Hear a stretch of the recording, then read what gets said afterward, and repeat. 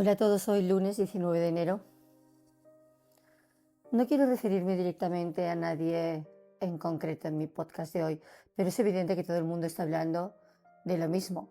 Esta semana han aparecido acusaciones contra un cantante que ha sido un referente en nuestro país durante décadas.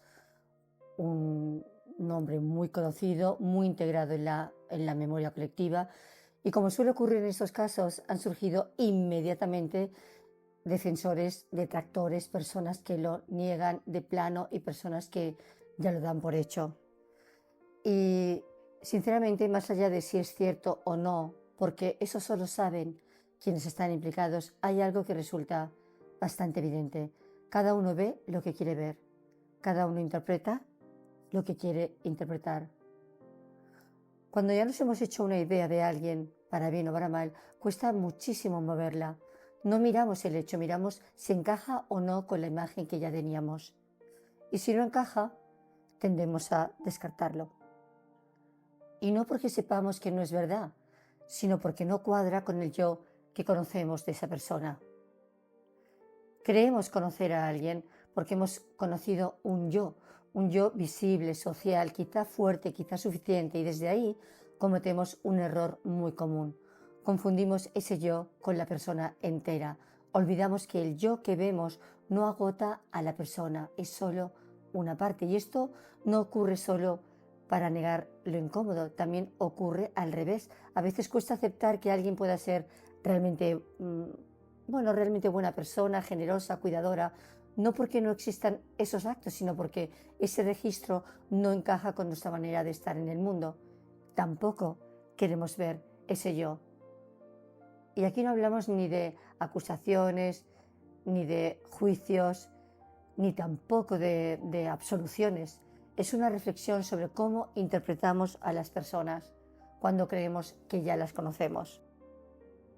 Sobre el mito del yo único, sobre esa necesidad de pensar que hay un solo yo coherente que lo explica todo, cuando en realidad las personas somos complejas y contradictorias.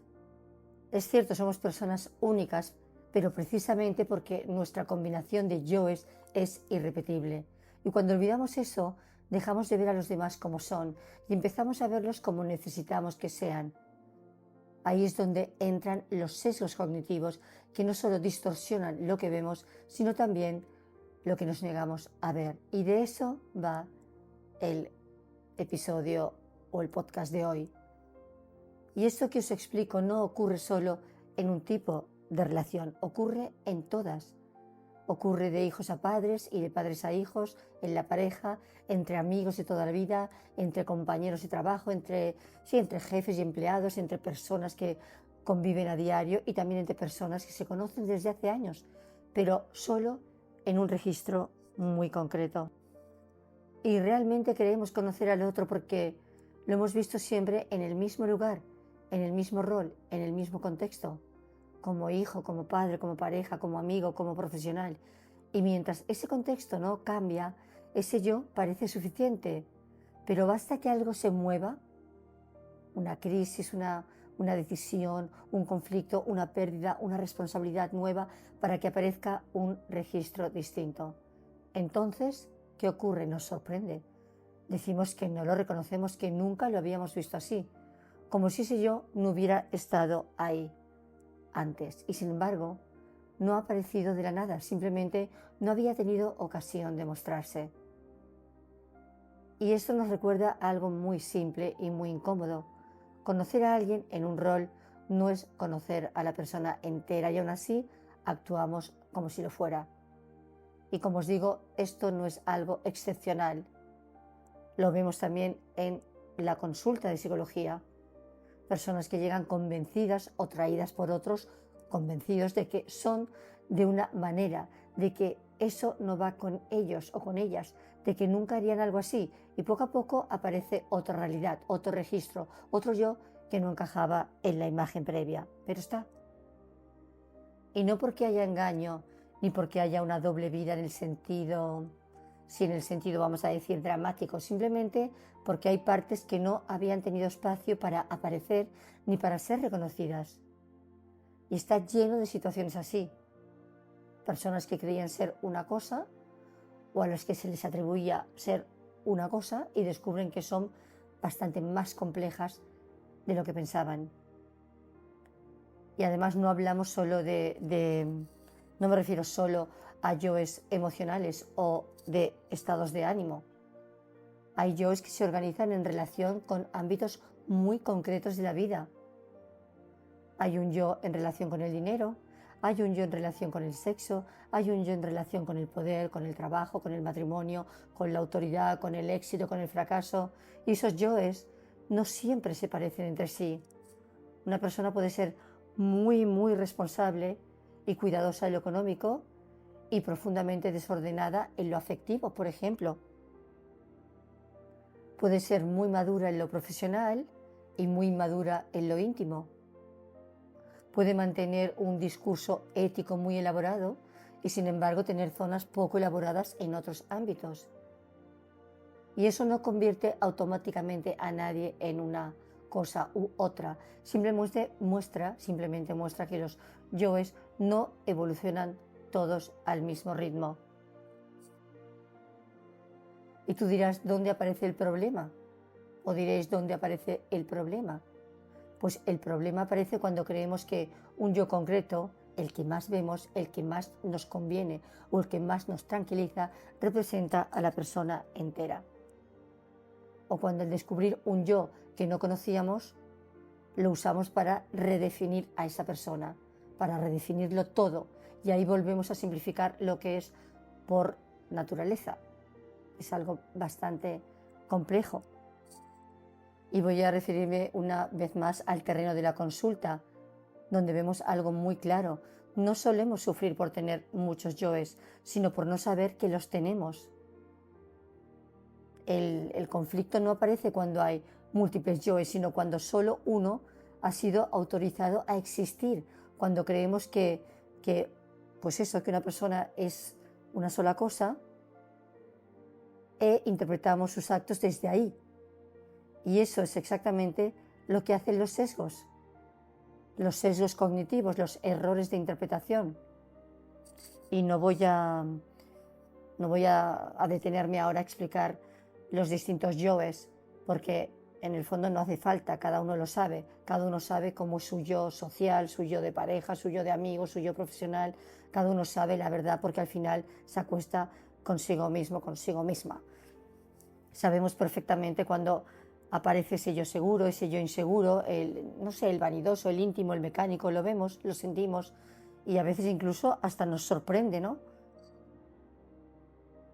Y aunque esos yoes no siempre se expresen de forma directa, siempre acaban apareciendo de alguna manera. Si no es de forma explícita, será de forma proyectiva. Y salen en las decisiones que tomamos, en gestos, en lo que justificamos, en lo que negamos. Todos esos registros conviven con nosotros, nos guste o no. Pero, como os digo, aquí no quiero quedarme en esto, ¿no? Lo interesante para mí no es tanto que tengamos muchos yoes, sino qué hacemos cuando vemos o creemos ver los yoes de los demás. Y es aquí donde entra todo lo que hemos visto estos días con este caso tan comentado de un cantante que ha sido un referente durante tantos años. De repente todo el mundo se ha puesto a interpretar, a explicar, a atribuir.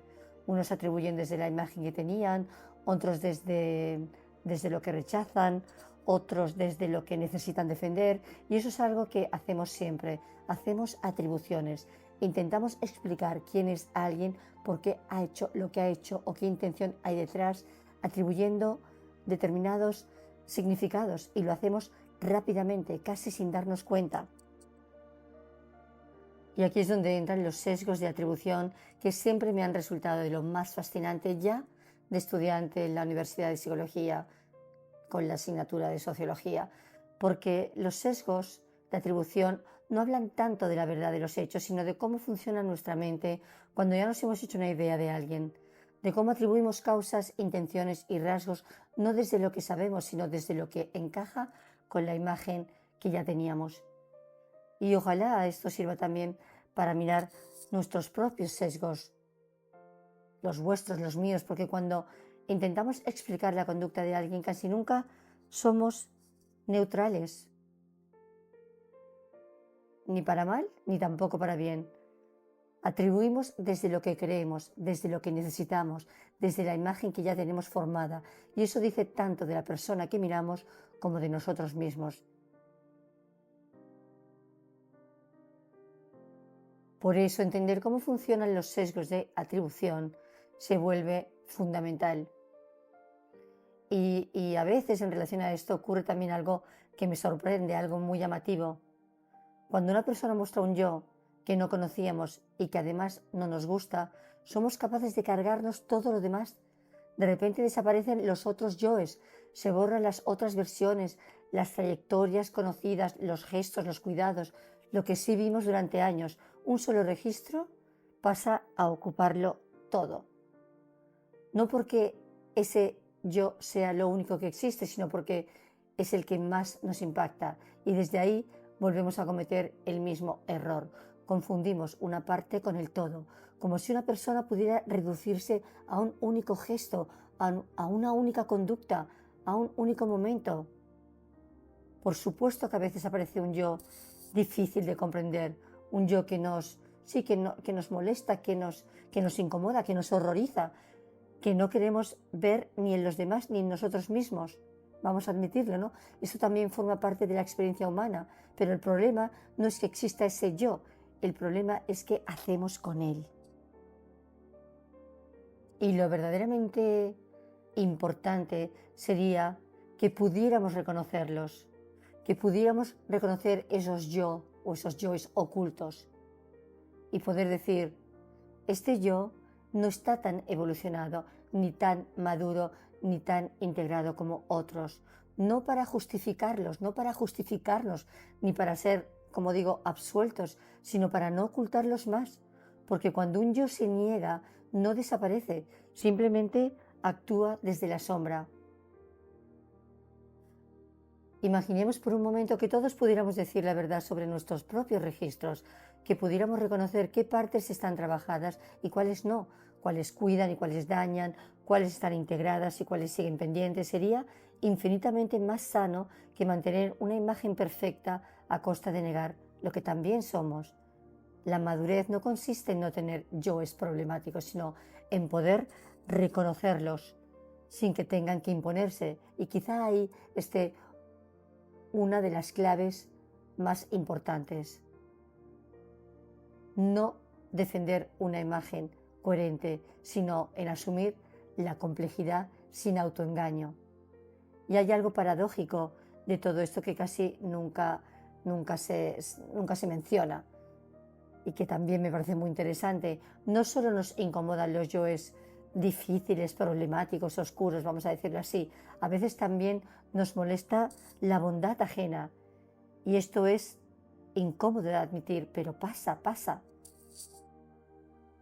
Y tenemos un ejemplo de esta incomodidad en esa necesidad que existe de que las cosas buenas se oculten. No sé cuál era la frase, el bien no hace ruido, algo así. Y la verdad es que nunca la he entendido del todo. Hablamos constantemente,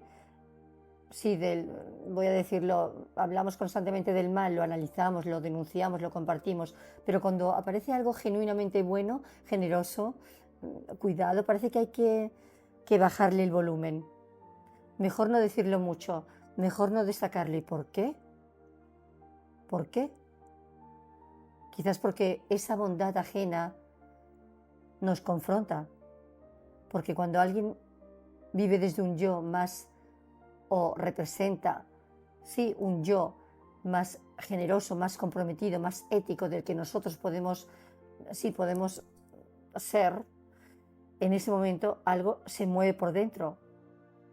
Y no siempre es admiración, a veces es incomodidad, a veces es desconfianza, a veces es una necesidad inconsciente de relativizarlo. No será para tanto, ¿no? Algo habrá, nadie es así de bueno. Y es muy interesante. Y ocurre lo mismo que con los yoes incómodos. Negamos ese registro, no porque no exista, sino porque no encaja con nuestra propia narrativa. Y al final tanto el rechazo del oscuro como el rechazo de lo bueno responden al mismo mecanismo. Nos molesta lo que descoloca nuestra imagen previa. Cuando intentamos explicar la conducta de alguien, casi nunca partimos de cero. Partimos de una idea previa y desde ahí la mente hace trampas sin que nos demos cuenta. Imaginemos, a ver, un ejemplo, porque a veces me pedís ejemplos. A ver, imaginemos que alguien llega tarde, no sé, llega tarde a una cita. Si es la otra persona, ¿qué diremos? A lo mejor decimos, es irresponsable, no le importo, llega tarde. Ahí estamos explicando su conducta por cómo es esa persona. Es una atribución interna. Ahora imaginamos o imaginemos que quien llega tarde eres tú, soy yo. ¿Y qué decimos? Había tráfico, he tenido un día horrible, no dependía de mí. Aquí estamos explicando la conducta por las circunstancias. Es una atribución externa. Es muy, muy interesante. El mismo hecho, dos explicaciones distintas. Y esto lo hacemos todo el tiempo. ¿Qué está pasando aquí? Con los demás exageramos lo interno. Él es así o ella es así. Y minimizamos lo externo. Da igual lo que haya pasado. Pero con nosotros mismos minimizamos lo interno, no soy así, y exageramos lo externo, fue la situación. Y este es uno de los errores fundamentales de atribución. Y en realidad es brutalmente humano porque lo hacemos. Una madre ve que el hijo del vecino, no sé, contesta mal. Qué mal educado es ese niño. Pero si es nuestro propio hijo o hija, a lo mejor decimos, está cansado, no ha dormido bien, no tiene un buen día. Y esto no es mala fe, es protección de la imagen. Y otro de los sesgos que me parece también muy curioso es el efecto halo. Y el efecto halo funciona de esta manera. Un solo rasgo lo invade todo, que es lo que está pasando ahora con este caso del cantante. Dado su éxito, su carisma, su estatus como figura admirada, muchas personas tienden a atribuirle automáticamente cualidades personales positivas, integridad, buen carácter, credibilidad, minimizando, descartando información negativa que pudiera contradecir esa imagen. ¿Cómo aparece aquí el efecto halo del que os estoy hablando? Aparece cuando, como canta bien, como tiene éxito, como es encantador, como nos representa, entonces debe ser buena persona, no puede haber hecho esto. Su versión es más creíble. Y en esas figuras públicas, el éxito profesional y la imagen carismática generan un efecto halo que lleva a evaluar de forma indulgente su conducta personal, reduciendo el pensamiento crítico ante posibles efectos negativos. Pero también voy al opuesto, al efecto halo en negativo, que curiosamente tiene un nombre, sí, pues un nombre curioso, se llama efecto cuerno. Como un rasgo negativo previo, da igual, nos cae mal, lo rechazamos, mala imagen pública, no nos gusta, su ideología, su estilo personal, lo que sea, contamina también el juicio global. Y damos por creíbles acusaciones sin todavía evidencia suficiente y atribuimos esas intenciones negativas. Como nunca me ha gustado, siempre me ha parecido tal cual, tal cosa, seguro que esto es verdad. ¿Y qué estamos haciendo todos? Pues acusar antes de que se sepa. Y estos son dos procesos distintos que coexisten. Tienes una opinión previa negativa, seleccionamos la información que confirme esa opinión. ¿La tienes positiva? Haremos lo mismo para afianzar esa imagen. No por datos, sino por si encaja o no encaja. Es decir, admiramos, efecto halo positivo. Rechazamos, o los detractores, efecto halo en negativo. Esa palabra curiosa que es efecto cuerno. Distorsionamos el juicio y sí, decidimos antes de conocer los hechos. No es que se anulen entre sí, sino que están dependiendo de la actitud previa. Es muy curioso realmente. Y esta semana, con tanto ruido acerca de esta noticia, me ha parecido interesante hablar de los sesgos de atribución.